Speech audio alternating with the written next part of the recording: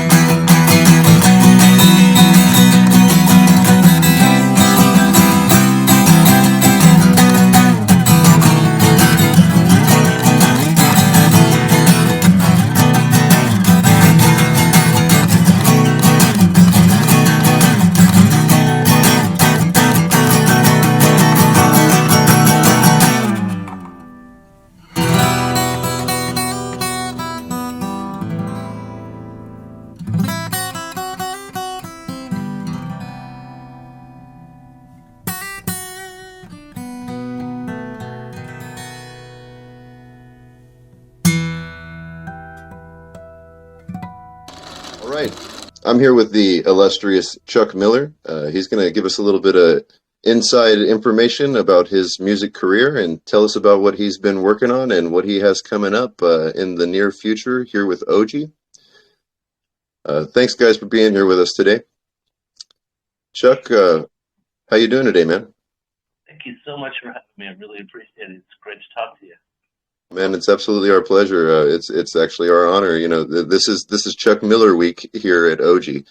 We're we're mass producing here, right? So thankful. So tell us a little bit about what you're all about, Chuck. Tell us about your background. Well, I've been a musician basically my entire life. You know, I grew up in a very musical family. I'm so grateful to have a wonderful family that really supported me in what I do, but also each one of them. My mom really, she started when she was a kid. When she was 4 years old, she started out playing violin. Actually, she recorded her first album when she was 4 years old. She was the daughter of the Methodist minister downtown Houston, you know, and basically they put him on television, Dr. Charles L. Allen, and they put him on television. So we had the largest Methodist congregation in the world, as it turned out at that point. So luckily, my mom was able to record an album when she was 4, just playing the violin. But that led her on a very long, you know, career for herself, playing musical instruments, and then basically on down the line showing me what to do. I'm so grateful. I mean, also my dad played music. He played flute, so did my sister. My brother played trombone. You know, it's one of those things that, you know, had maybe my brother and I gone different paths, and instead of playing trombone and cornet, like our mother put us into band playing, you know, we played like, I would think he'd be a great drummer or a bass player. You know, I turned out to be a guitar player and whatnot, but I do have a bass for you, brother. So anytime he wants to join up, I've got my brother's axe for him right here. But yeah, so like I said, just goes way back to my mom just playing all sorts of instruments, the violin, the guitar. She always had all sorts of percussion instruments, like everything from castanets to a conga. I mean, she had a banjo, guitar. I mean, she, like I said, she had me going on that piano when I was 4 years old. She sent me down a couple of streets to go and get piano lessons. I was real lucky and fortunate that she put me, you know, on my bike and sent me over there to hang out with a lady that smoked cigarettes and drank her coffee while she gave me piano lessons. Because a couple of years later, when we moved to London, I was studying from a concert pianist. So I was 7 years old studying from a concert pianist in London. And that kind of set me down that path of just keep playing the music and being with our family that was musical and moving around. There was always a chance to see and hear music. And my mom just loved to play herself and sing songs and play guitar for me. So when I was 15, when she bought me my first guitar, that just sent me down that path of, again, just being so grateful that I've been, you know, in music since I was a kid, because, you know, studying music and understanding it. So when you pick up one instrument, then you move to the next. Yes, you still have to learn how to play, but you understand the base of how music works. You know, like let's say what a 1/4/5 is, and let's say the blues. So if you can translate the piano to the guitar, or even backwards, then, you know, that's something that I've always struggled. You know, that's where you kind of want to go in music, is just stay learning and understanding. So one of my greatest, you know, finds ever one day on Craigslist was finding a sitar. It is right back here. And so finding a sitar, and I tell you what, it was in a little bit of disrepair, but I'm grateful I got it, because I had to spend about 6 months just learning on how to fix it, how to tune it, and make it shine, make it sound great and wonderful. And then now it's a beautiful instrument. I'm so grateful that I was able to take that time to learn all about the instrument, to repair it to where I could tune it that last time, and before I could play that first note. I mean, 6 months before I could play the first note on it. It was amazing. So again, the same thing with the mandolin. This mandolin right here, that's my third one that I've had. And I'll tell you what, those instruments doesn't take very much to get going on it. And I've taught anywhere from a 70-year-old person to a 7-year-old person to play 3 chords in 5 minutes. However, getting real intricate and playing really fast and learning all the intricacies of playing the mandolin, that is definitely an accomplishment for anybody to sit and achieve. So, but I can tell anybody, if you want to start with something that's a stringed instrument, mandolin's a really cool place to start. There are so many good players out there. You're like, I don't know if I'm going to be very good, but once you get started, it is very addicting. You just have to keep going and going, and you'll find yourself rocking, man. I love your tunes. You got a clean style. Tell me about like your musical influences. Like, let me into the world of Chuck Miller. About what are you jamming that's getting you so pumped about music? You know, again, it goes back to my mom introducing music to our family, and so there was always record albums to listen to, and then buy music as a kid. I remember my first 45, I think, was Joan Jett, you know, and then the first album I think I ever actually sat down and listened to was Exit Stage Left, Rush.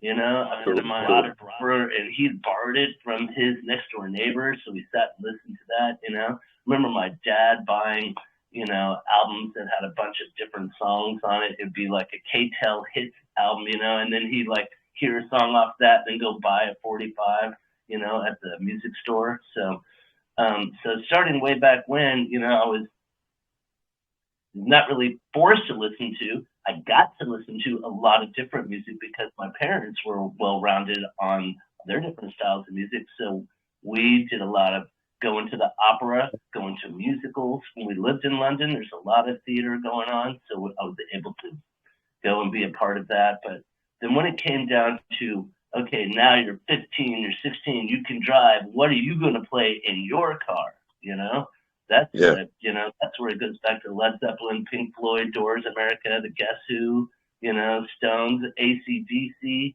I mean, a lot of Led Zeppelin and Pink Floyd, I think. You know, those are really good high school days, good memories. But there's so much what was called classic rock then, and now these radio stations that play classic rock, they play like the same 35 songs. But I tell you, it's just where I'm going with it now is just what I've always done. I remember even in high school, just learning about the Gypsy Kings and Al Di Meola, Paco Lucia, John McLaughlin, all these people from around the world. And for me to get into acoustic guitar like I have, I couldn't have done it without listening to, let's say, Al Di Meola, you know, or just these classical guitar players, you know. And then there's just really classic rock bands that you just can't, you know, say that, you know, classic rock without really appreciating like the Allman Brothers, you know. Yeah. Just, to me, that's a lot of simplicity and a lot of just easy acoustic work. But I'll tell you, it's not when it comes down to it. Then you start trying to play those licks and like, woo, you know, guitar isn't as easy as it. It just takes a lot of practice, a lot of time. I guess after 35, 37 years now of playing the guitar, it gives me a little bit of understanding of what I'm trying to do. Now, trying to achieve that is better once you understand the musical part of it. And then there's the practice, and the practice, and the practice. And I'll tell you, I also, like I said, I've been playing piano since I was a kid, and just recently I've started playing piano in my gigs. And it really comes down to practice, a lot of practice. And as far as me moving forward with music, I just enjoy listening to music that we maybe all have heard, but then listening to it with a new ear, you know, because I'm listening to the piano part, or I'm listening to the guitar part. Or, you know what I found is, like, when I'm listening to a song that I may not like, let's say, like, I'm not a big fan of Janis Joplin. but you're in a mission where, it's playing it on the jukebox or something. I remember one time I was like, I really don't like this song that they're playing. But then I started listening to the bass player, and that changed my whole attitude. I was like, wait a minute, that bass player is rocking it. That is so cool. Never mind what Janice is doing. I was really getting into just listen to a different perspective in a song. Like one of the things I really enjoy listening to is the guitar in the song, but sometimes I get away from the lyrics. So it's like, oh, I don't really know the lyrics to that song because I've always listened to the guitar, Yeah. So everybody has their own little thing. Like some drummer may like, I don't like that song at all, or I do like that song because of the drums. So you got to find what you like about each song, and then that's what I like to do. Is just like there might be a certain person out there that is a guitar player or has a band that's really hot, So when you latch onto that, or maybe even a genre like bluegrass, like, oh my gosh, I don't even think that's bluegrass is like country on, I don't know, just gone crazy. It's amazing. Yeah. It's so fast and speedy, and the people are so talented. And just to be even, I mean, like I said, the mandolin, there's so many talented players. Like for me, even to be in that genre, I can't say I'm a bluegrass player. I can pick up the mandolin and have fun, but trying to play it for a living, there's so many good people out there, and that is definitely one of those ones that if you can do good on that one, then you'll probably be good on probably all these other instruments as well. That's very cool, man. Yeah, I've always loved like multi-dimensional exploration of music. Like you were saying, picking the pieces apart and like really tuning into one aspect of music. That's really what got me interested in the idea of musical creation too. I've been playing music for about 17 years, roughly. Um, a little bit longer than that, but I've got myself frozen in time. But yeah, when I was a kid, sitting on the school bus with headphones in, letting the world fade out around me, and just kind of like just like listening to other people's take on music, and like getting like focused in on one aspect, and really like finding what about that song or about that music really like inspires you and moves you and like makes you feel that emotional, like vibration that you get on. It's really cool. So I love to hear that. That's really impressive. And, you seem like you have diverse background and, diverse interests in music. But you also were saying before we got rolling that you were involved in some bigger productions in the music industry. You want to tell us a little bit about that?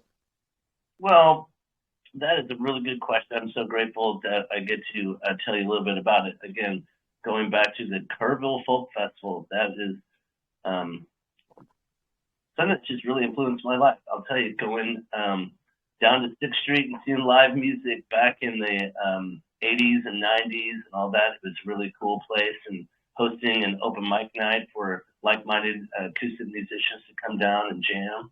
And then meeting a guy that said you should come to the festival, and going out there and just falling in love with the environment, the people, next thing you know, I've got 1,000 new friends, and it's just one of those things that it kind of just took that musicianship to the next level, where you are surrounded with so many people that are so good. Like, oh, maybe one day I can be that good. And seriously, you're hanging out with people that are exactly your age, maybe even younger, that are playing to 80, 90 years old. It's just however old some people can play, they're going to play. I mean, the campgrounds there that host the campfires that have the music all night long, it's just amazing, just the age range. So there's always something to aspire to do when you're, just looking at musicians, whether it be at the Kerrville Folk Festival or even in your own bars and whatnot. These people have been doing it a long time, and what makes them so good? They stuck with it. That's what I can say for anybody. It's just like, if you keep doing it, you're not going to get worse. Yeah. And then and that's where I came from. I came from the campfires, and this before the Kerrville Folk Festival, when I was just hanging out with my friends and hanging around the campfire, and and I had a couple of songs, and then some other people had some songs, and then next thing you know, playing down on 6th Street, you know, in a bar once a week for an hour. But then that turned into 52 weeks, you know, and then now it's this many years later. It's just, it keeps going and going and going. It's awesome. It's just, music is a great path. Lifetime of music, man. I love it. Hey, you know, you're talking my language too. I love the overlapping culture of music. You know how it brings people together. You were saying varying degrees of talent. You know, like people that are younger than you, people that are older than you. There's people to learn from all around, and you know, like never close your ears off to somebody being able to give you a little bit more insight and understanding of your craft. Really, Yeah, that's really awesome. absolutely. Well, you were asking me, and I appreciate that you just are having me on today so we can just sit and chat about music. I know you and I could just sit and do this for hours and hours, and I'm sure the listeners wouldn't even mind. Just they would love to just hear musicians talk music. But one of the people that's really been inspiring me lately, and I'm sure you guys, you know, our listeners probably know this person. If you don't, you have to look him up. But I went out to the Kerrville Folk Festival. There's all this talk about this guy. We never had him out there, but I was able to go to another little festival and see Billy Strings. And Billy Strings is an amazing guitar player, and he is more of the bluegrass style. So it's called a flat picking style. And to be a flat picker is a style of playing the guitar. And so if you haven't heard of him, go look him up. He plays with a guy. A lot of the videos that I've seen, he has a band, and there's some of them that it's just the little trio. So it's just him and a mandolin player and a bass player, and they are just killing it. Billy Strings, check it out. Very cool. Very cool. And, you know, that's really what we're all about here at OG. We're about finding musicians that we've never heard of and getting crowds to overlap, man. You know, like the thing that's really cool about this platform is that we don't, you know, divide things up into genres. We just take on artists as they come. And an opportunity to hear like a wide range of various, you know, different talent. And, you know, as we roll things out, we'll have more of that where, you know, we have big plans to be able to pool those resources together and get people to come together and create like a community culture, you know? So I really appreciate your perspective on that. So tell us about what's going on with you and the OG platform, our collaboration together. You've got a big old dump of songs coming up. I'd like to hear about that from your perspective. Oh, thank you. Oh, I tell you, well, OG, everything OG right now. It's so wonderful. So grateful and thankful. The OG man is a place. The OG.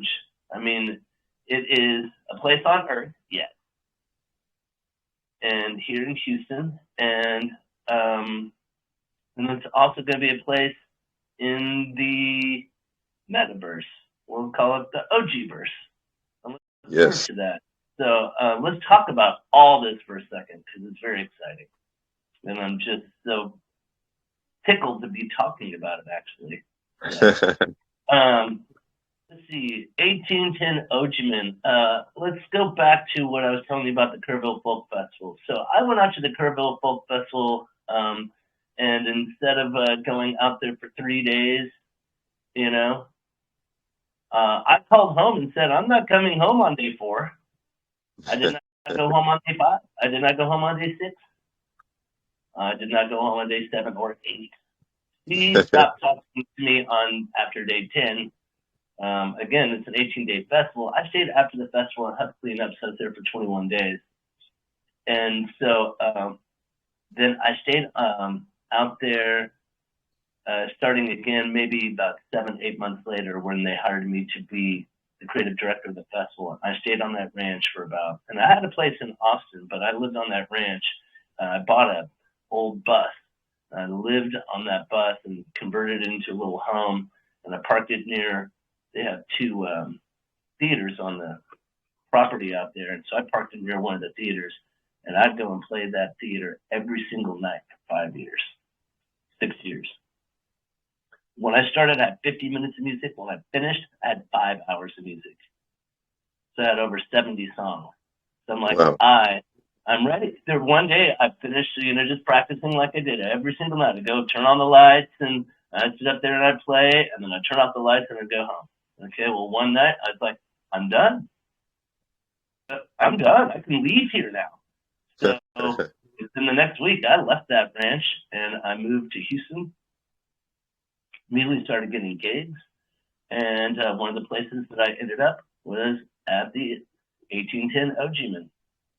And I started playing music there all the time. It was wonderful. It was such a fun experience.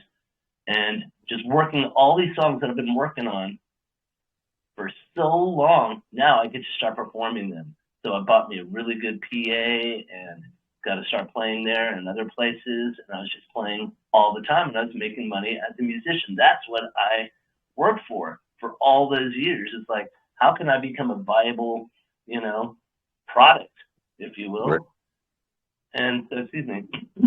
And so I, again, just rack it up to, I practice. And then when I got out there, then I felt really comfortable on stage and playing. And it was because the OG-Man gave me a chance, and I just loved going to that bar and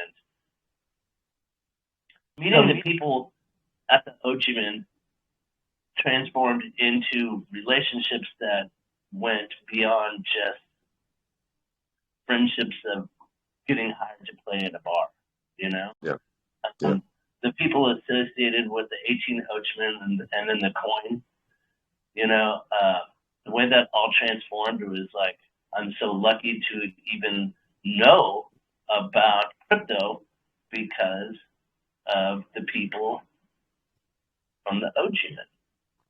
And without them, I wouldn't be where I am right now as far as having just minted 51 NFTs of my album, Chuck Miller for Texas. Yes, sir. Let's get to that.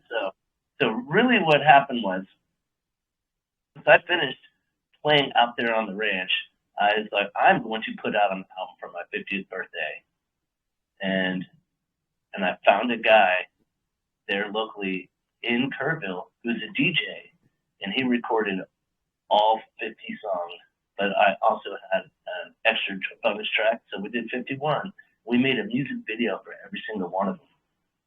And we'll get to that because I just am now minting 51 videos of that album, but I did mint all 51 for that album as an NFT through OG Inc. So again, going back to when I met the people of the 1810 OG-Man, and they were able to explain to me what crypto is, what's going on. It was a good opportunity for me right then, not only to invest, because I had just sold. I remember I had lived on that ranch for 6 years, and I had a really cool RV. I bought a bus, but then I also bought an RV as well. I could travel in the RV, travel all over the United States in it, but I thought I was going to go live in Galveston. So I was going to upgrade it, so I made it all nice, and I sold it for a bunch of money. And I didn't buy another RV, as I thought. I didn't move to Galveston. I stayed here in Houston, just because the music, there's so much music here, and there's opportunities for me to make music. So I invested my money into crypto instead. I'm so lucky that my friends at the OG-Man were able to point me in the right direction and where to invest my money. And then after that happened, then I was approached, hey, we're getting ready to start our own coin, that OG token. I thought that was the coolest. Like, are you kidding me? And I was told all about it. This is to help artists and musicians mint NFTs and put them out there in a community. And then I was told about the OG-verse, that this is a place where we're going to be able to meet in virtual reality, And this is so exciting. Have a place to sell your stuff and jam and hang out. I mean, who doesn't want this, And Totally, so the whole idea about the token is to help musicians, and then reinvesting everything that if you go to the OG Inc. website or just look at the tokenomics of how this isn't just a regular coin, a crypto coin. This is something that is the future of how other coins are going to look at how they should treat the people that they're going to, help get rich. Because a lot of fly-by-night tokens have come out, as we know, and they don't look out for the best interests of the token holders, And with Right. this, luckily, the people that came up with the OG token are super, super smart and know what they're talking about and have studied this and been in it for years before even deciding to come up with this product. And it's just amazing to me that it is not just to help the token creators, is to help actual people. I mean, why not do something if it's not good for the good of everyone? This is so cool. It's a music and art token, It's the real spirit of what it is that the crypto community really is built upon to me too. Like beyond the idea of self-enrichment, it's about like peer-to-peer transaction. It's about people being able to find something of like actual value and to be able to like bring it to the table and all come together and all like come out on top. Again, not about self-enrichment. It's about creation of a community, right? Absolutely. I love what you're saying. I hope everybody understands. You have to embrace a token that has your ideology. There's a lot of slow, gonna make you money tokens out there. Yes, that's great. And then there's other ones that are up and coming and they're fly by night. They're up and then they're done. Mm-hmm. This one, I know it's just been released recently. And I'm just so excited to see how many people are starting to embrace the idea of this community, because it's not just about gaming or this or an online like Facebook type thing. This is a community of musicians and like-minded individuals that want to, and artists that want to see everybody come together as a community. And that's what I'm really excited, looking forward to in the future here with this. It's just that every single day when they post things on the Telegram and make statements about, oh, we did this, it's just like every single day is another little step on how OG token is going to be, one of those tokens that's not going to just be around for a while. It's going to be what people are going to be seeking. It's like, I want to be a part of that. Well, why didn't we know about this before? Well, it's happening now. That's right. That's part. I love it. I mean, get in on the bottom floor, Yeah, absolutely. If you're a like-minded music or art enthusiast, how could you not want to be or invest your money and time in a community like this? Absolutely. And I'm of the philosophy. I've been on my grind with these guys since, really since day one. I've been watching since launch, and I got involved with the actual, infrastructure of the organization in November. Just like really just pouring my blood, sweat, and tears into the whole thing, and I see everybody around us, just really great set of guys. Great crew. Everybody really is about the project, and we're all of the opinion that if you're doing something that you love, if you're working towards a goal together, you don't have to really work a day in your life. It's all fun, right? It's not saying that there aren't those moments where you're oh man, I'm this is taking all this time and all of this, but it's only been really it'll be 4 months in this month on Valentine's Day. We dropped on October 14th, and just seeing the progress, like meeting those deadlines, meeting those markers, doing all of it's incredible. Actually, I told you that I have a graphic design background and whatnot, built 50 websites, and approached by the OG folk to build the first website, and I actually did that. I was that guy.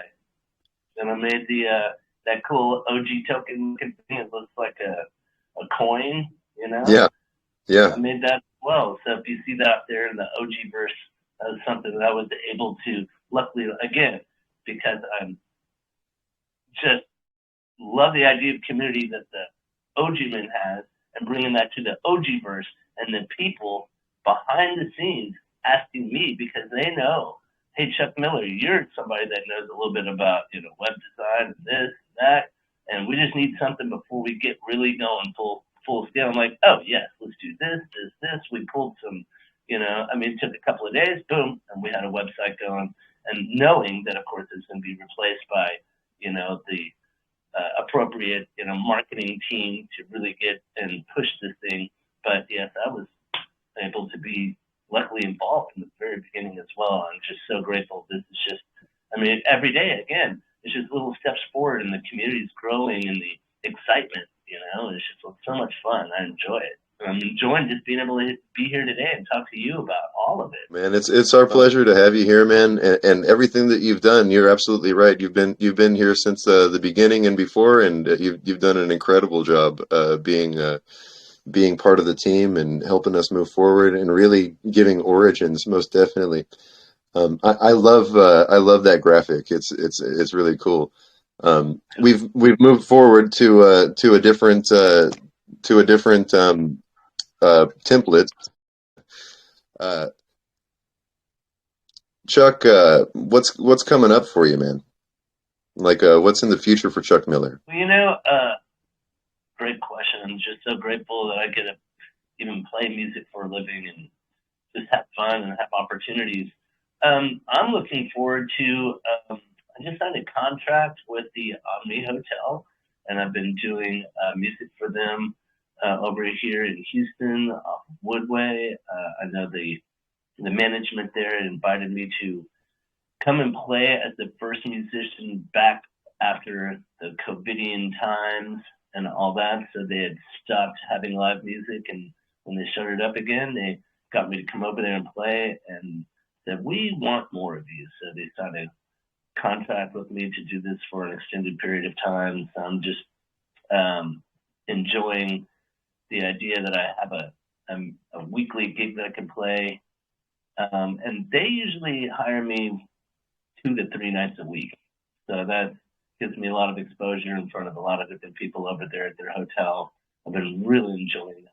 So exciting. And one of the things that I'm looking forward to as well is just playing more of the local gigs around town that I've been playing around here, just different venues that you can always check out the website for updates on when and where those types of things are. You know how that stuff is. I can tell you, oh, I'm going to be playing at the, things are always changing, especially when watching a podcast. Like, well, this was from 2 years ago. He's not even playing at that place anymore. So Definitely, yeah. You never know. So much on the internet that you're seeing is stuff from a couple of years back, but it's still maintaining relevance on the algorithm, right? True. Definitely. Well, Chuck, you got anything that you want to plug specifically like that you're doing? Well, only as I was mentioning before, basically, I just took the time to mint a bunch of NFTs for the OG Inc. platform, and so we can have a larger community and a larger choice. And so I took the time to put out, it was my entire album. So basically what happened a couple of years ago, after I've been, like I told you, I sat there out there at that ranch for 6 years, and then I came to play in Houston again, and then started actually playing in front of live human beings and whatnot. There's no way I could play 70 songs, so I had to cut that down. I'm playing for 3 hours at a time instead of 5. And then again, it's just one of the things I started learning more songs, so now the catalog has gotten larger. But when I left the ranch, I decided I was going to put out that album, 50 songs for my 50th birthday, and I was able to accomplish that goal. And then that's really what the next accomplishment is. It's been converted to the new technology, to NFTs. It's not just an MP3. It's not just an MP4. It's an NFT.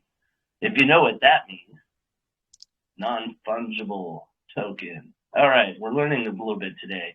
Yeah, yes. So everybody wants to check those out, you can always go to ogtoken.io and you can learn about the artists that are on the OG platform. And then there's also information about how to get over to OpenSea, and you can check out the whole collection of all the 51 songs that I put out for that. And I'm currently also able to say that I have just started another collection of videos for that whole album, 51 videos. So when I recorded the album, we did a video for every single one of them. So there's not only 51 MP3s able to be purchased as an NFT online on OpenSea, but I'm now uploading every single video from that shoot, which I did over 2 days back 3 years ago or so, 4. And it is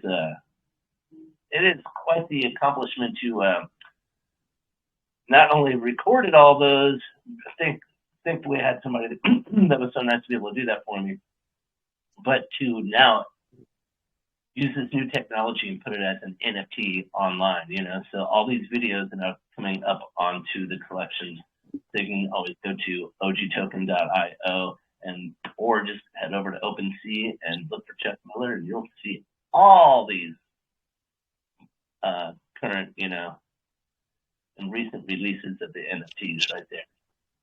Awesome, man. That's man. You've got a great body of work. You know, I personally have been playing music for a long time, and I do not have 51 songs altogether over my nearly 20-year music career. So that's incredible, man.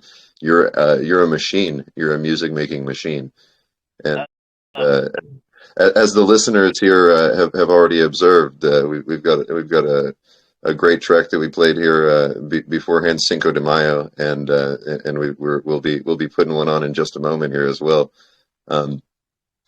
Really excited to have you here, man, and really excited to be seeing what you're going to be doing. Everybody really needs to check out Chuck Miller. He's an incredible musician and got a great body of work. We'll have information up as it comes, and I've got all of your pertinent links posted along with this video. And man, is there anything else that you want to throw into the conversation before we pop out of here, my friend? Well, I just want to thank you so much for this opportunity to be able to sit and talk music with you, talk about the future of technology, you know, and what the OG verse will bring us. I mean, it's a really exciting time. So I'm glad that we could do this now and talk about it. And I look forward to you having me again in the future at some point so we can look and talk about the things that have happened. I know this is just growing. So to have another retrospective talk about what's happened like in a year, Absolutely. to come back and chat with you about this. So again, thank you so much for having me. I really appreciate this opportunity, and it's just been wonderful. Man. It's the pleasure is all ours, man. Absolutely. You know, we'll be doing this every week, so I'm sure that I'll need a spot, and you'll be the guy that I call for sure. All right. If you need anything, just let me know. You know I will, my friend. I appreciate that. So we've got some great stuff coming, guys. Hang in there with us. All right, thank you so much.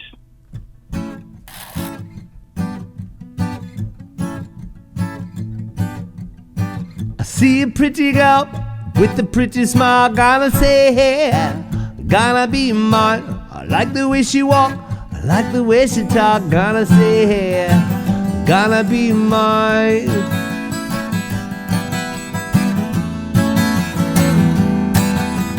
Bright and sunny, shining day, I see that pretty girl, I've got to say, hey, that girl is right on time, gonna say, hey, gonna be mine. Gonna say, hey, gonna be mine. Gonna say, hey, gonna be mine.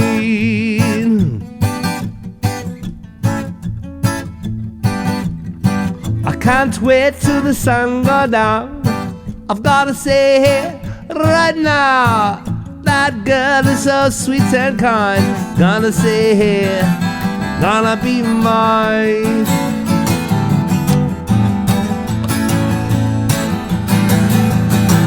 The moon completes the day.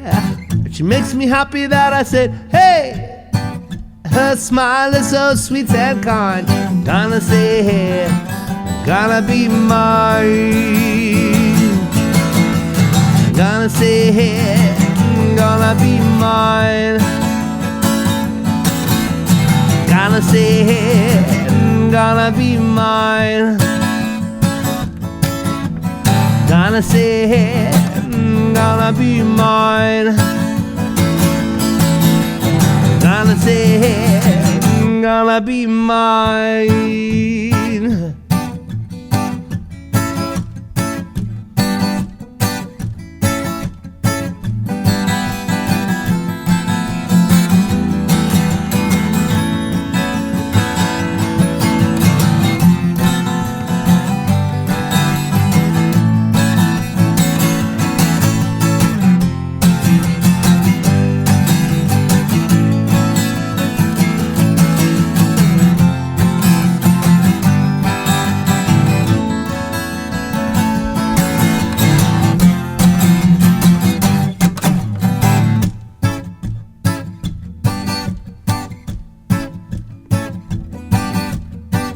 Can't wait till the sun go down. I've gotta say, hey, right now. Her smile is sweet and kind. Gonna say, hey, gonna be mine.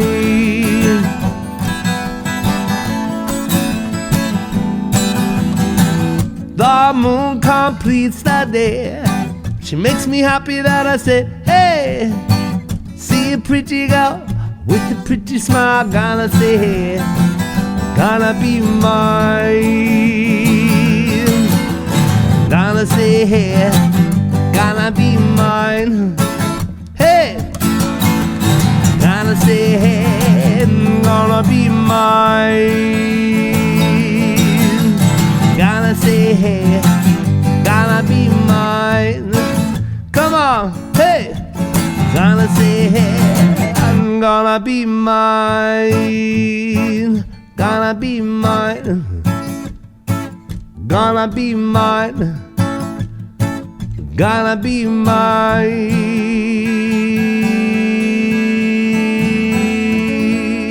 All right, guys. I'm about to hop into the VR chat with Alexander Evans, also known as Gunpoint.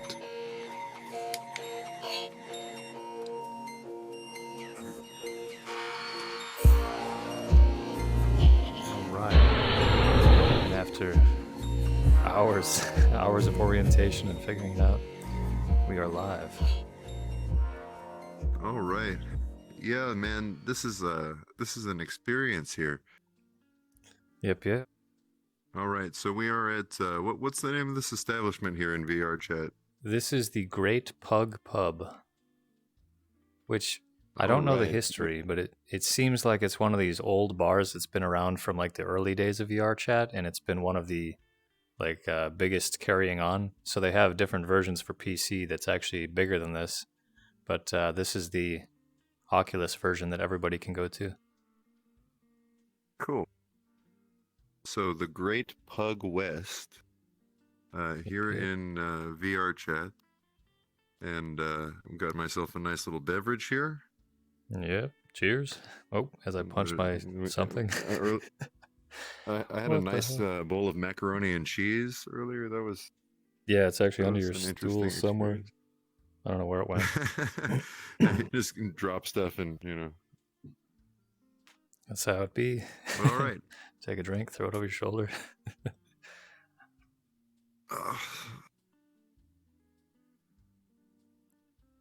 So,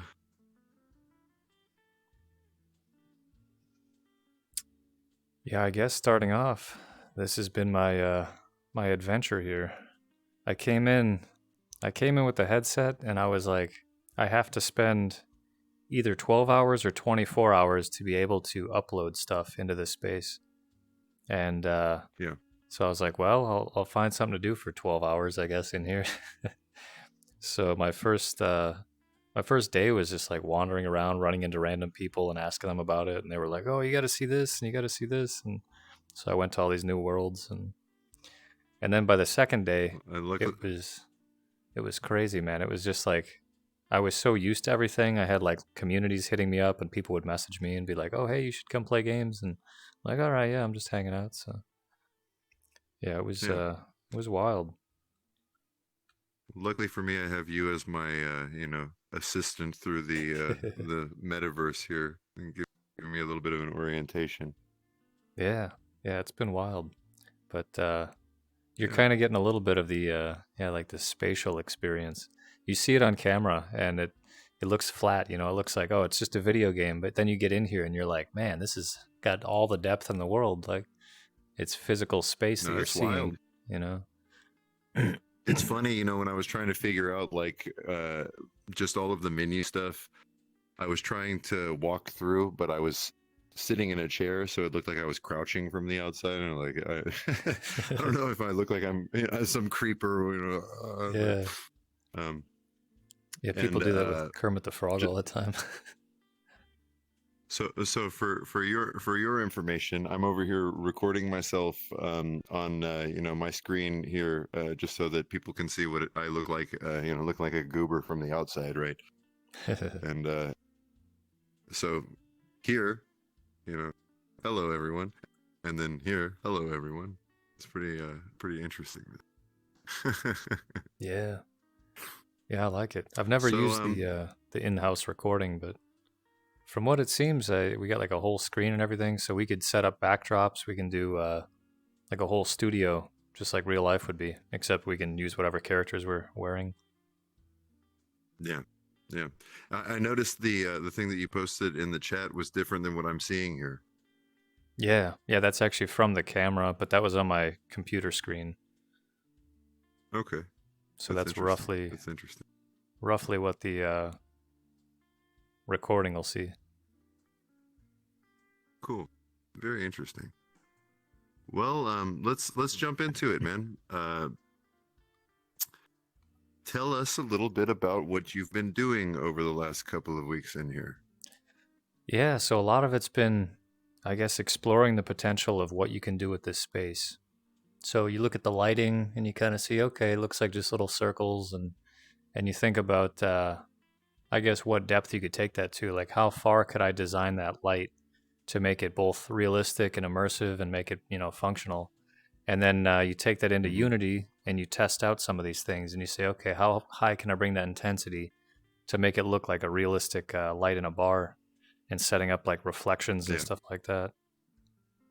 A lot of it's like, a lot of it's back and forth play testing. It's figuring out what stuff other people have done to make it easier to do stuff. How have they built their worlds and stuff, and then taking that and saying, okay, what can I use? What stuff can I simplify?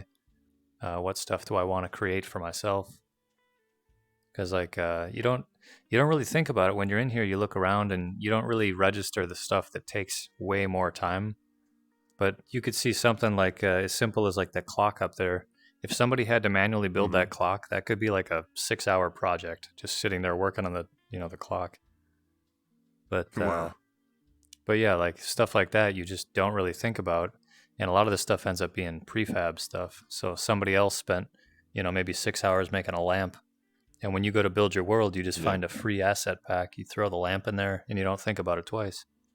So when you want to add your own levels of detail, it's like, yeah, you have to really put in the time for that stuff. So being in this private space here, this is a little bit more relaxed. When we first came in, we sat down and we had a gentleman ask us if we had insurance, and started advertising Geico to us. And yeah, I said, well, we don't want to give the wrong idea. We don't have a sponsorship. Right. Got you on the podcast, and yeah. But, and then nice gentleman came and went behind the bar and was acting as barkeep here. Gave we got our beers. It's pretty cool. It served us macaroni and cheese. Yeah, that was delightful. And, it's like, funny, those rolls. Yeah, people just like come in and like insert themselves in this space, and it kind of makes me think about what we were talking about, off camera, about the meta ego.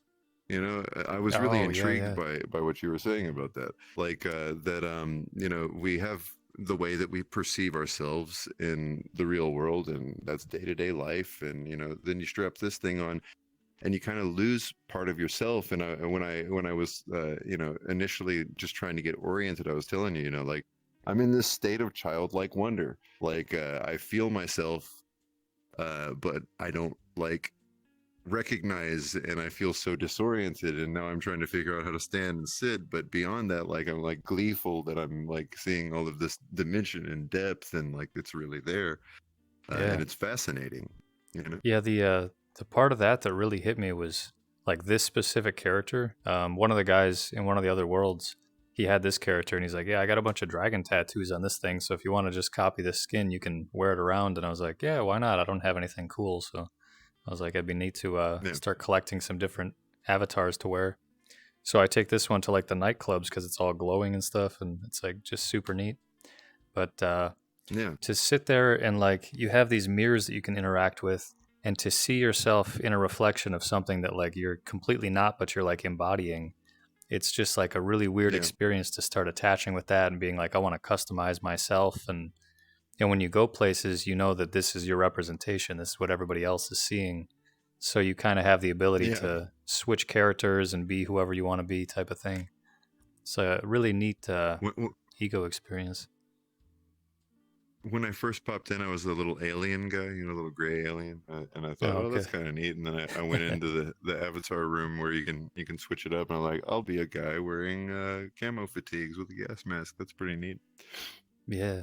Yeah, I got there's like only one that I have that's like a small kid and like I wasn't sure which one to wear, but I was like this is the most genuine thing that I like wearing around because it's not like I don't know, it's not too crazy, but it's got like the DJ nightclub-esque look to it. And you know, it Yeah, was given to me by someone in the community, so just kind of a neat that's pretty cool. it's kind of a neat skin. Yeah, that's really cool. Well, since we got you here and we're doing our podcast, why don't you tell us a little bit about yourself in general? Give us a little bit of background about Gunpoint Alexander Evans, the Black Dragon. Hell yeah. Wow. Yeah, there's a lot to go for. Let's see. Let's start way back in music. My grandmother used to take piano lessons, and while she was taking piano lessons, she would have me just stay in the car in the driveway. And this is like maybe third grade, second grade, somewhere in there. And she'd put the radio on, so there wasn't much to do. Just kind of listen to 95 Will Rock, and you just kind of listen to some metal songs and Metallica and rock and roll and stuff. And after a while, it was kind of Yeah, like, you know, it was just like a almost a habitual thing. Like once a week, I'd be sitting in the driveway for an hour just listening to rock and roll. And eventually, I was interested in doing the piano stuff because my grandma was going in there every week, and I was like, well, you know, I'd like to see more about that. And we had a piano in the house, so um, time goes by. I end up taking piano lessons. Eventually, that's not heavy enough. I'm not able to express the music that I want to express, and I end up picking up, you know, electric guitar in like high school, and I just keep going with it. My brother, he gets into drums. I try drums out. I'm like, yeah, these are great. I'm gonna get some drums too. And so pretty soon, I'm playing all these different instruments, and I start wanting to get into bands, and I start trying out for different bands, and end up like maybe in about 5 or 6 bands. And finally, I get this one that's like really solid, and it was like all younger kids, and so there was a lot of drama and stuff, and I finally yeah, got to a space after that where I was like, I think what I would want to do is I still want to perform, I still want to do music and maybe piano and stuff like that. So maybe I could be like a DJ and play all my own tracks and then be able to play synthesizer over the top of it. And so yeah, I got into the DJing scene, and that was like a whole experience in itself. You know, I start off and I met up with a friend of mine. His DJ name was Kamikaze, and we started doing once a week. We'd go to this bar and we'd set up. There'd be nobody there except for this one Hispanic dude that was super chill, and he hosted the event once a week. And he was like, "You guys don't know what you're doing. You're super young. If you come here once a week, I'll let you play before anybody else, and I'll guarantee you a spot here." So we just kept coming back and learning and learning, and years later, I end up doing that professionally, and I'm like traveling to different areas and going down to Chicago and all kinds of stuff. But yeah, as I got closer to my OG experience here, what ended up happening is I just didn't have the way to get anywhere. Like I couldn't get any further. And I was getting to the point where I was ready to challenge people. I was like, yeah, you think you're the number one DJ in Chicago? You come to my bar. I will wreck you. It's like, you don't know how to scratch. You don't know how to play. You don't know how to mix. I was like, I'm ready to take on anybody. And if you're better than me, then I'll learn and I'll just shut up and listen, But none of these DJs would interact. They were all in these little like sewing circles. And they would play with a group of 20. And if you weren't in the clique, you just didn't get recognized. You'd never play a big venue.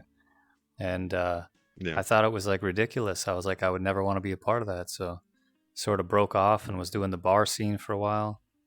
And eventually I ended up being like a bar DJ at a specific venue. It's called Summer's House. And I played there at a college bar for like maybe about 6 years. And really honed the craft, really got it down and figured out exactly what I wanted to be playing and the style that I liked interacting with people. So yeah, when this project came up, I was like, this would be somewhere where I could take all this DJing that I had done and all this performing I wanted to do but couldn't go any further with, and I could bring it into this VR space and take it to the next level. And since I've been in here, it's like, it's so obvious to me, meeting these other nightclub producers that are building VR nightclubs and these guys that are DJing in the space already. I mean, it's just so wholesome. It's so open to just jump in and learn and be a part of it. So looking forward to building it out and continuing. That's fascinating, man. I'm glad to get to know a little bit more about that background on you. That's really neat. So me personally, as a musician, this project took on like such a like deep and almost like spiritual level of importance. I'm like, guys, like really, you got to understand, like the music industry is filled with jacked up people. You were saying sewing circles, and like, I mean, legit, that really is such a common thing. Like, you can't make a break in, and we really want to create a circumstance where community is the focus. And getting people out there is the focus, and if you're already set up where you've got like some music and you've got some like related cover art, you're already at the point where you need to be to like be able to be seen and get crowd draw and have people hear you and like let your work speak for itself. Yeah. And I've been into like crypto and blockchain tech for a long time, just like peripherally, like observing for many years before I actually got involved, like actually throwing some cash down on it. But I was always intrigued by the idea that blockchain was going to be more than just a mechanism of transferring wealth and appreciating your wealth. And that's what we're working with here, man. Like this like whole beautiful vision of like merging the virtual world with this opportunity, and like you can be what you want in here. You can really like develop your persona on a level that like that was so like cool to me. Like when I was a kid, I liked to watch wrestling, and like not because I was into like the wrestling part, because I was into the character development. Like same reason that I'm into like dramatic music, like nice. Just like being able to create like a personality and like live that persona, for a little while and like express a part of yourself artistically that just wasn't like there in the regular day-to-day mechanism of being alive and all of that. You gotta like kind of be stuck to what people assign to you, more or less. Right. And that whole idea about meta ego is really cool to me. I keep on hopping back to that in my head because it's just like, yeah, here you don't have to be anything. You can be whatever you want. Like I saw a dude that was like a like foot tall little fox thing. Yeah. Like, it's like it's course, refreshing like, to see. Yeah, and like you just have this like super awesome, limitless opportunity. It's really neat. Yeah, yeah, it gives you a spot to sort of explore all those things. It's like, yeah, you don't have to be tied to something. Like with a lot of people nowadays, you're getting this strange breakout that's happening where people are exploring like gender differences and stuff like that. And in a space like this, you can explore that without anybody giving a shit about it. No one's going to be like, "Hey, wait a minute, you don't sound like a girl." It's like, "Oh, whatever, they're a fox thing. Who gives a shit?" And Yeah, yeah, yeah, yeah. nobody bothers putting in the effort to like judge people and get all pissed off about it. And because everything in here is so crazy and wild, it's like it's just expected after a while. Like if a tarantula comes walking in the door and has like a super deep voice and demands that we address him as Master Tarantula or something, it's like, okay, whatever, we'll just play the part and have fun with it. So it's all Yeah, open ended to that. yeah, that's what I was saying about the childlike wonder feeling. It's like you're like, okay, look, I really need to get my bearings in here, and whatever's going on is kind of like what I'm gonna do, you know. It doesn't. You can't really just like come in here and start like making commands and or you know this is who I am and all of that, Yeah. right? Yeah, like it's Uh, kind of chaos like starting off, and it's you get to form yourself, you get to form how you appear and how you interact, and that's about it. And everything else is just wild and free and crazy. It's really organic yeah, for like a social building. yeah. Well, this is like completely different than I thought it was going to be. I was having this feeling like, how are we going to create, you know, a conversation where I'm able to, you know, carry a regular interview? And I'm like, this is not going to happen. It's just going to be that we're talking about. Uh, it's not going to be that way. And I'm in your world right now, man. Like you've been spending a lot of time here. So me, you know, I'm like, I'm gonna pop in and see what it's like to do this thing. And then I was like, okay, I got to take the headset off. I need to go like drink some water and have a smoke, you know, Yeah, yeah. Sometimes you get gotta. myself back to the real. It's like being on a boat. Like you gotta touch solid ground every once in a while and be like, okay, this is reality. Let me just make sure I know where I'm at. Yeah, yeah, for sure. And on that note, when you're in here, you know, like don't take it for granted that there's a lot of time passing, and you know, you might want to take the headset off for a minute so you can remember what's what's going on in the real world. And Yeah, that I was philosophically telling you brings about me that. to a point, this point that we did our VR event on January 21st, and so you know we were at the bar and there's a campfire sort of thing outside where everybody was sitting around, you know, just kind of talking around the fire. And someone was bringing up a lot of like social, you know, questions about the VR thing, and they were saying, you know. How do you feel about this idea that you know children already have a difficult time with like screen time orienting themselves to reality and all of that sort of stuff? And there's a Is that on your there's end a or is that the ringing. bar? That's I think that's me. I'm like, wait a minute. I mean, it's for some reason I'm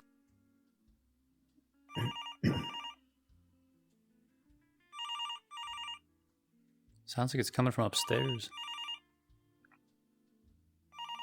But I suppose if it's coming in your mic, that can be directional. That's so weird. I'm going to take a quick walk through here. Oh, they got it. I was going to check the phone.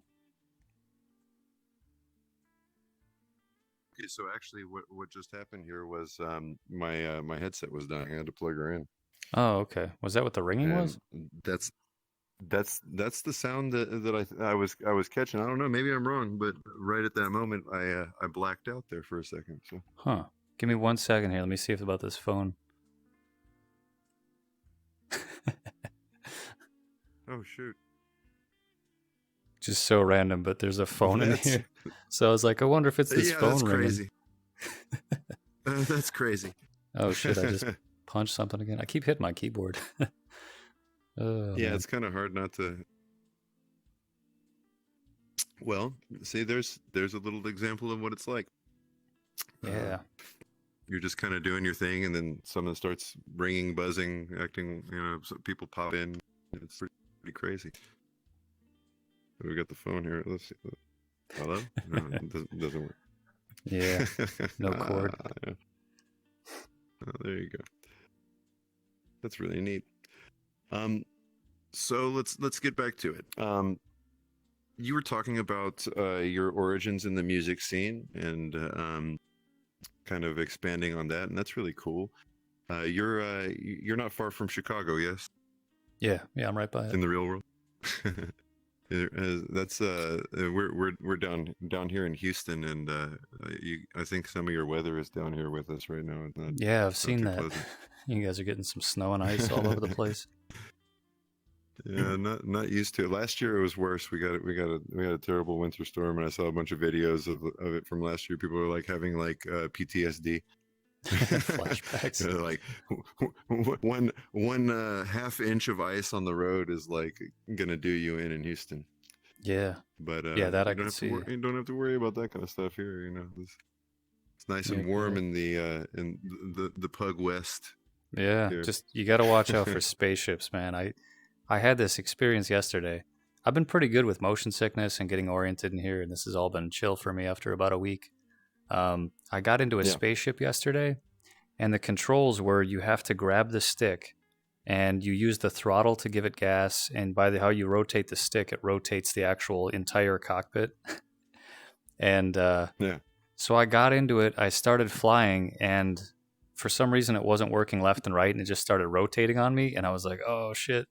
And I ended up crashing it into the floor, and it was spinning so violently I couldn't stop it from spinning. And it was terrible. I was so sick. I had to take my headset off. I crashed upside down. It was the worst experience. And it was the udon surfing that got me, man. When I started moving, I was like, whoa, this is really my body feels like it's stationary, but my eyes are taking in a completely different, this is contextually very strange, Yeah, when you jump off a cliff for the first week, falling actually feels real. You feel like the floor is coming up to you, and it's your stomach drops out, and it feels as if it was happening. Yeah, it's weird. Forget about my hands looking funky, and I'm actually trying to take a drink in the real world here, and I'm putting my hand through the bar. And grab my this cup is a funny thing right here. You can go like this, and your hand does this thing, Yeah, I don't even know how you're doing that. You're just separately moving it around. That's yeah. See, and then I got to sit back down. Okay, there we go. Yeah, but dude. This is awesome. This is such a cool thing. What a really neat experience. Trying to stay on track here. Tell us a little bit more about the new things that we're going to be doing with OG here coming up in the near future. Heck yeah. So to start off, we built a demo world just to see what we could do, make sure that we could publish and kind of get everything started. And that turned out really nice. Turned out really clean. Had a nice wood texture on the floor. There was a couple things I wanted to test out on building a house versus building that space. And I think one of the most important takeaways I've learned in the last week was you want to do something either indoor or outdoor, but you don't want to cross over the indoor and outdoor, because it makes for 3 times the work. Because you got to texture the walls on both sides, and then when you go outside, you have to have a separate texture on the outside of the wall. So it's just maybe 3 times the work to do it. But yeah, as far as what we're doing, I've had a chance to look at some of these other nightclubs in here, and I want to say that there's probably about 10 nightclubs total that I've seen that are really top tier, look nice, and the common theme is that there's a couple different games to play in there for people. There's different interactive dance floors. One has a trampoline, stuff like that. So we want to see what stuff we can test out and bring in for ours. Sort of bring everything together in one space. And I met up with the guy that builds some of these levels just the other night. And he's wanting to sit down and work on some different shader textures and different effects for the dance floor. So just a lot of it's going to be networking, finding these people that have already done the stuff, and saying, hey, what stuff do you have to bring to the table? Do you want to test out some stuff together?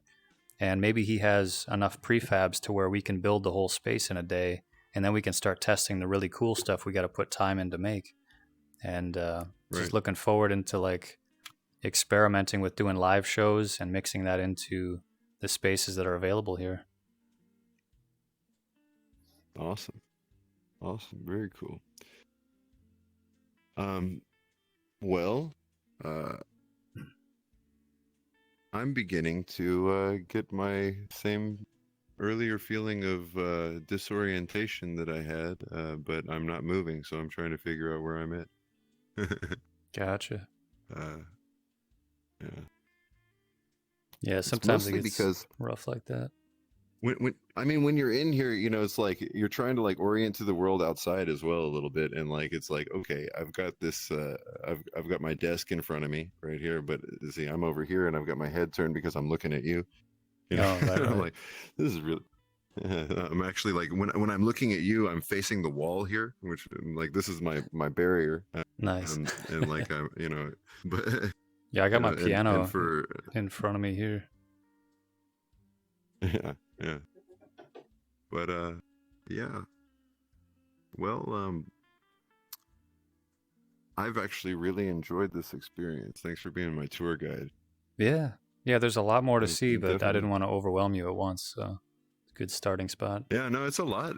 It's a lot, man. It's a lot to take in. Like, I mean, like for real, when you start getting into this stuff, remember that you got to pay attention to what your body's telling you, and take breaks every once in a while, and then you can become a. No, go ahead. I was gonna say my first week in here, I had to do like 15 minutes at a time because just the walking was like really messing with me, and everybody was like, "Yeah, maybe 2 weeks you won't be motion sick anymore." And once I really started putting time in and I started pushing my boundaries a little bit, it's like your body starts getting used to, okay, the visual signal isn't important more than like your actual physical space that you're in. So it kind of disregards some of the motion sickness right away. And that's been pretty good. Yeah. That's the adaptation. That's the thing that we were talking about earlier about how you orient yourself more to like the the in-universe feelings and all of that sort of stuff, and then like kind of just get to a point where it becomes more simpatico, right? Yeah. Yeah, the real important thing is you can always close your eyes and not be overly stuck in this space. Yeah. See what I just did right there? It looks funny from this angle, I'm sure, but like I ran around real quick to get myself back facing towards my desk. Nice. So I'm like, now I feel a little bit more like oriented to my actual space, and something that I like about this world, like you can kind of just line things up to where you're like, okay, I'm actually sitting in a chair. We've got the bar stools here. We've got the desk right here. It's a little bit lower than the actual bar. My hands go through the bar, or, like this. But you kind of get like, your space lined up, and it's pretty cool. Yeah, I noticed that with the games. I do that a lot. I'll be playing like the one Frisbee one you saw with the Tron discs, and I'm like throwing these Tron discs, and all of a sudden I like look down like out of my headset, and I'm like, man, I'm over in the corner. Like, how did I get over here? So you got to walk back and like readjust everything. Yeah, exactly. Yeah, it took me a while to figure out that like in here, when you're navigating with your controls in your hands, that like you actually like can make yourself move. I was like, wait, how do I move? And then I had it from the from the third person, and I was like watching this little guy move around, and I'm like, this is so strange. This is such a weird feeling. I haven't tried the third person. That'd be trippy. Yeah, it's so weird. I felt more motion sick from watching that thing than I did from actually looking at it from the first person perspective. Like this way, I'm like, okay, yeah, I'm looking at what I'm looking at. I turn my head and it moves. Yeah, at least like just kind of like everything's stationary other than how you're moving. So like if you're just sitting still, like everything's stationary for the most part. You can look around and it doesn't move awkwardly from where you're at. Yeah. The thing that's cool to me is, I remember like when I was a kid, I got a Nintendo 64, and I was playing like games like like Mario and James Bond GoldenEye, and like, you know, like the packet loss and stuff like that, you know, the way that it would like appear, you know, you're like things become hollow, and like you walk up to something and like you can see through it, or like you walk Oh through yeah, somebody, yeah. and like here it's like dimensionally, like you still have the same thing where like you get up next to somebody and like in their space, but like you're actually like right there, you know, like you know, I can't touch you, Right, but right. like you're there, you know. And like the loss is different, you know, like when you go like this, you know, then it would be, you know, from those games in the past. I'm like, this is like so much depth and like quality and like sinew. And you know, back behind the camera there, we've got like a bar, or rather the back part of the bar, and it's like the wood grain, you know, like it's like so Yeah. impressive. It's like Yeah, really everything cool. feels like they have really Yeah, put depth into it. It feels like spatially yeah, realistic. yeah, yeah, absolutely. Yeah, it's easy to get oriented in this space, especially when you're like just sitting still and you know, just chilling in one spot. Yeah. But we got some pretty nice tunes on in the background too here. Some I nice don't think I have relaxed, the music jazzy on. kind of music. See, I'm hearing some music in the background. It's like I think there's supposed to be, but constant steady. I think because I have the streaming thing on, it automatically cancels the world music. Oh, okay, Because I think that's last interesting. time in the Surf Udon thing, when I went to Hop Worlds, the music kicked in between. And I was like, what the hell? There's music now, but there wasn't a second ago. So I think it's muting it Huh, because of the camera. okay, well that's cool. Have Well, you you tried guys the don't hand get to have the controls? full experience that I'm having. For the Let's see, you got both triggers and the thumbs up. That's like just a thumbs up. yeah, And then if you put the thumbs over the buttons, it'll put the thumbs back down. yeah. See, it doesn't do the thumbs for me here. Yeah, you get some weird thumbs. I don't know what's Yeah, going on. these hands. This is some strange. Like They I'm got like, this when I picked this swoop goofy look. looking. I mean, I can. There we go. There we go. Got it now. And then I got the Yes. one finger, the L. I can do the field goal. Camera. Yeah, that's really cool. And then there's That's like really the cool. peace sign somewhere. There we go. Thumbs down, but the other finger's off the trigger. No, grab my grab my joystick. I go, running around. Ah. Just fly off the bar. Exactly. Well, man, I'm gonna say that this is an experience that everybody should join us in, and I'm really looking forward to seeing what develops over the coming foreseeable future for Club OG and all of that. Heck yeah. It's gonna be an exciting time for us. We've been plugging it away, man. Like everybody's on their grind all the time. You know, doing everything that we need to be doing to keep this thing, this big ship afloat. Heck yeah. A quick shout out to Chuck Miller, because we're in Chuck Miller week right now. And I just been going through his Yes, yes. library. There's like 51 songs up on OpenSea, and you can just go through and click on stuff and read the stories. And it's like, to me, that's like a really we've got good close vibe to what we're doing. It's nice. Yeah. We've got a great interview with Chuck that we just ran on the podcast here before this little segment here, and that was a lot of fun. That was a really good one. I enjoyed talking with Chuck, and just getting to know all about his very long and illustrious musical career, and this like huge dump of like songs that he's put out. Is like, this guy's incredible. He's actually really an impressive human being, and the nicest guy you'll ever meet. Yeah. Really cool guy. I was wondering about that because, like, Yeah. some of the stuff he presents himself like really top tier professional, and it's almost like scary because I'm like, well, I don't know if he's going to be mad about some stuff, or if I don't do it perfect, is he going to be mad that I changed something? But yeah, he seems really easy to work with. He's just a fantastic guy. I really enjoyed talking to him the other day, and it was just really a nice experience. Very musical guy, been doing music his whole life. Just like natural, talent, and he's telling me he did Kerrville Folk Festival for years, like that he was the director of Kerrville Folk Festival, which is a big festival Nice. down here in Texas, in the Hill Country, and so, he knows his way around the music industry, and Nice.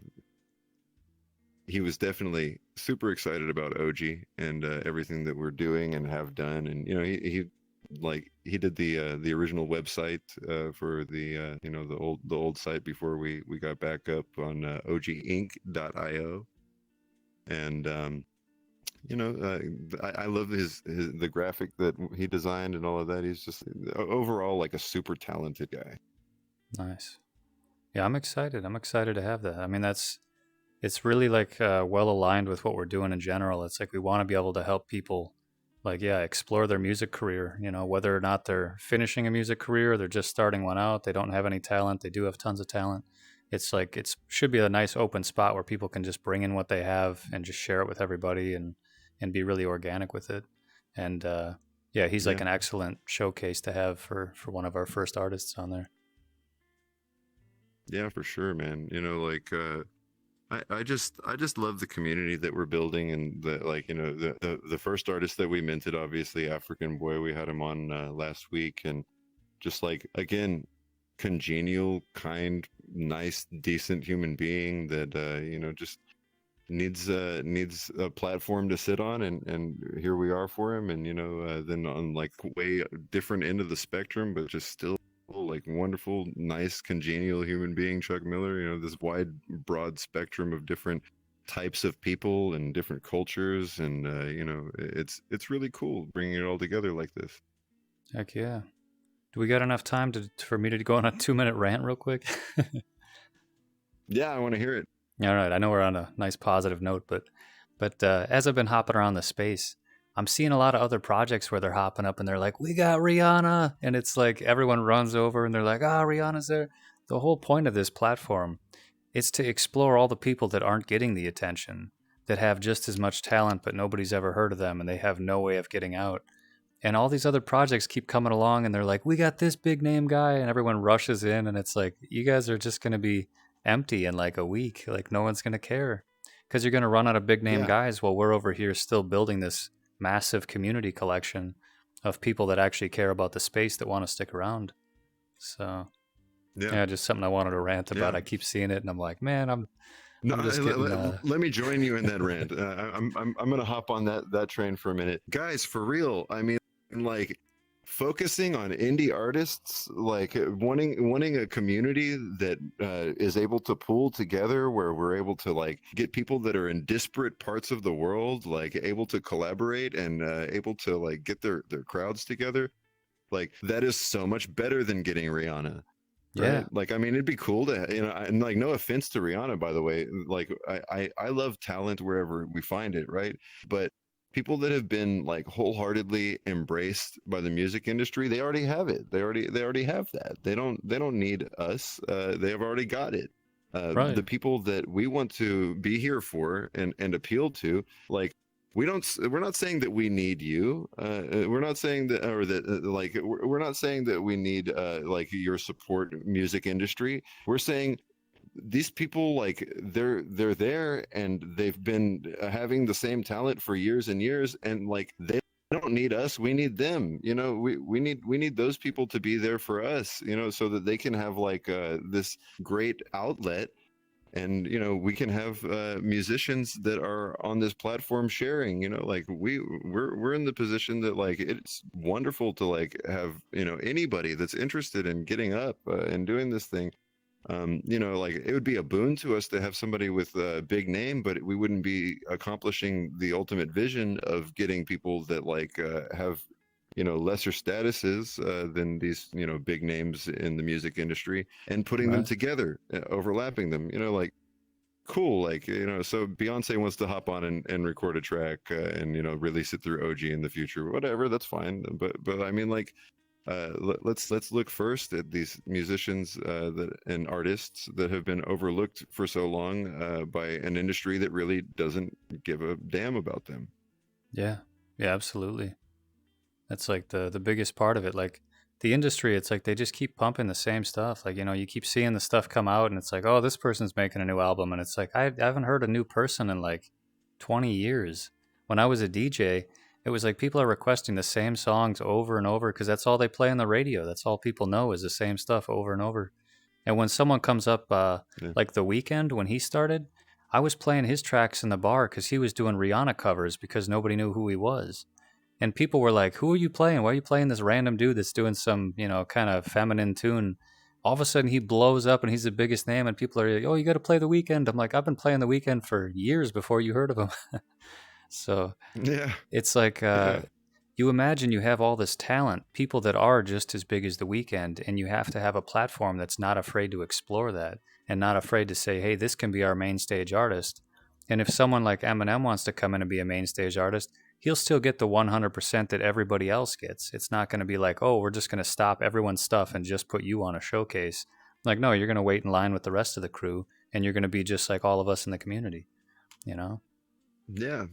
Yeah, absolutely. Absolutely. It's like I was talking to Eric last week and he said, "Hey, I'd love to have big names. That'd be great. But I'm going to meet with them first and I'm going to talk to them the same way and we're going to do it as it comes. If you got other artists that need to be taken care of before you, you're not going to get special treatment just because, you come with a big name." Right. Absolutely. Yeah, for real. No, I was just scratching 100%. my neck. Well, for those people out there in podcast world, we're giving a big peace sign. Or I can't do the devil horns thing, the rock on thing. Oh, there's a avatar that It's does called- it. I don't know. This one doesn't, but some of them you can. Oh. I'll just You put it gotta behind. get like get a Gene Simmons. There. Oh, That's that's it, pretty yep. good. That's a good one. Yeah. Too much metal for one hand is what that's called, right? Yeah, that's it. Yeah. Well, man, it's been a pleasure hanging out with you in VR chat here and getting oriented to this little universe and talking about OG a little bit. Next time we got to do a podcast, but we'll do one on a roller coaster. Oh my God! Oh, that'll be something. The first thing that I ever did in here was a roller coaster, but it was like a horror roller coaster. Oh, and yeah. like flashing lights and like jumping Like the out, Halloween one, I'm right? like, okay, the Halloween ride through thing. yeah. Yeah, I downloaded that one Yeah, too, but yeah, I couldn't do it very long. I'm like, I'm not epileptic per se, but I've had seizures in my life, and I mean, for real, like you start getting like this, you're like, okay, that's a bit much. Those flashing lights, they can get pretty heavy on you. Heck yeah. All right, I guess we'll sign off here and call it a day. I don't even know how long we've been going for, but pretty sweet. Oh man, the magic of editing. If we run a little long, that's cool, no sweat. Right. But yeah, guys, it's been a lot of fun. We've had a really cool day. We've had a nice little show here. Had a great chance to talk to Chuck Miller and here with Gunpoint, and it's been a blast. Yep. A quick point to make. If anyone's interested in getting into the space, they want to learn a little bit more about it, they want to get involved, you can download it for Steam, and you can hop on with a PC or a laptop, and you can actually go into the VR chat worlds for PC. You can explore the spaces, you can check out some of the music venues, you can check out the OG Inc. Beta that we had made. And if you do want to pick up a headset, I recommend doing some shopping around, kind of seeing what you want to get out of the headset. The Oculus Quest 2 is pretty sweet. I think that's what I got. That's what a lot of us have gotten. Mostly because Facebook is pushing it. So we thought, you know what, let's get something that's going to be more of a mainstream base. So a lot of the stuff we're developing is going to be ready for Oculus Quest 2. So just an idea of stuff to look into if you want to get into the space, you want to explore it. Highly recommend trying it out. It's life-changing. Yeah, really, indeed. I'll be hanging out more now that I've gotten used to it. All right, guys. Well, until next time. Yep. I don't even know how to turn this off. Where am I? Oh man, I'm in my closet. Worries. Beautiful. Get this adjusted just right. My headset ratcheted on.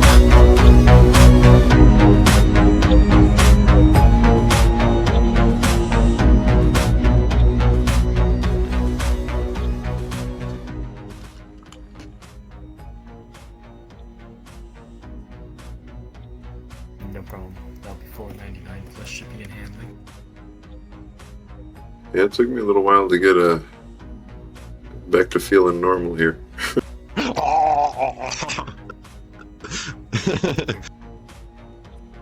But Hold on. Can you hear me? Can y'all hear me? Yeah, I can hear you. I appreciate that.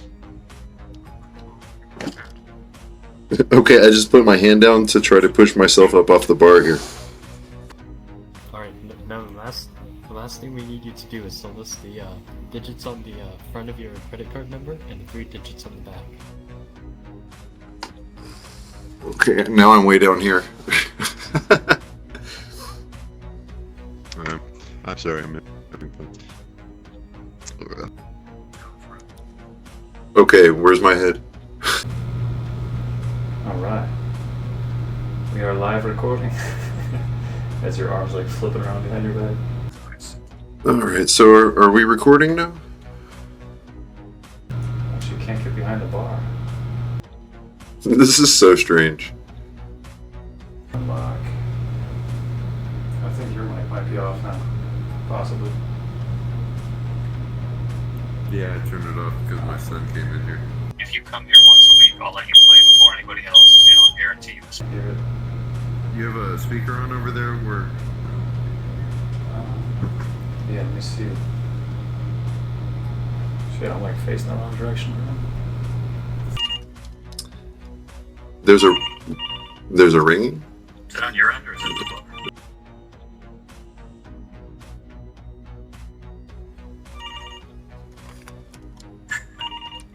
Wait a minute. I mean, it's for some reason I'm beeping uncontrollably. Well, I'm currently stuck asking people, would you like to switch to Geico? If you switch to Geico now, you can save 50% more on car insurance. Not only that, if you sign up within the next 30 minutes, I'll give you another 5% discount. You're throwing money. What are we gonna do now? We hitting a strip club or what? Give me that macaroni. There I go ringing again. What is that? I think it's me.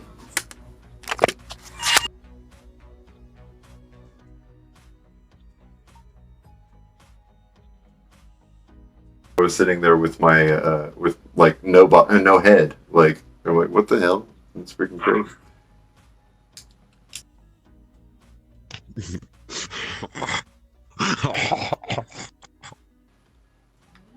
Throwing pineapples, homie. That would be the last thing you want to be hit with. Take that, Bartender. you bastards!